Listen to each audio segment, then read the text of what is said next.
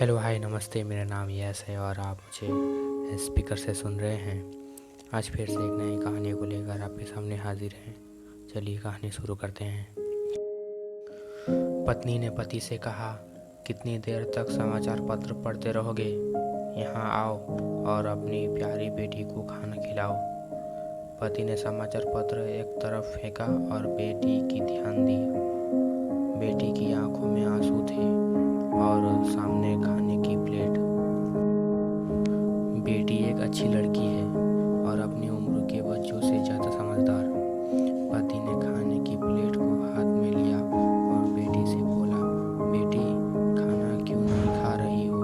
आओ बेटी मैं खिलाऊं। बेटी जैसे खाना नहीं खा रही थी, सुबक सुबक कर रोने लगी और कहने लगी, मैं पूरा खाना खा लूँगी, पर एक वादा करना पड़ेगा आपको। वादा?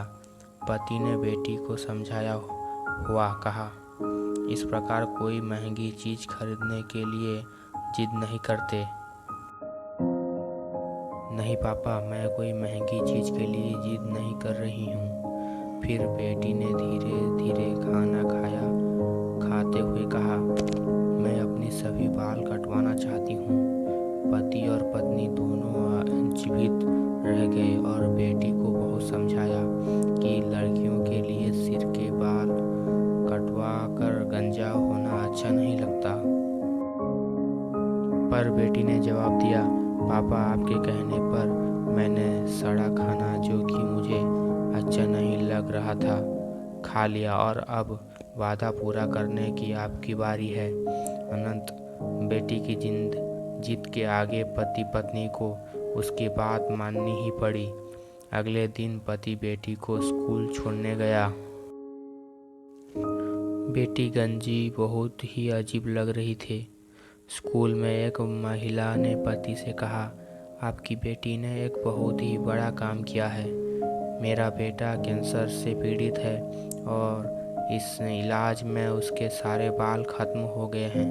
वो इस हालत में स्कूल नहीं आना चाहता था क्योंकि स्कूल में लड़के उसे चिढ़ाते हैं, पर आपकी बेटी ने कहा कि वो भी गंजी होकर स्कूल आएगी और वो आ ही गई। इस कारण देखिए मेरा बेटा भी स्कूल आ गया। आप धन्य हैं कि आपको ऐसी बेटी है। पति को ये सब सुनकर रोना आ गया और उसने मन ही मन सोचा कि आज बेटी ने सिखा दिया कि प्यार क्या होता है। इस पृथ्वी पर खुशहाल वो नहीं है जो अपनी रास्ते पर जाता है, बल्कि खुशहाल है वो जो जिन्हें वो प्यार करते हैं उनके लिए बदल जाते हैं।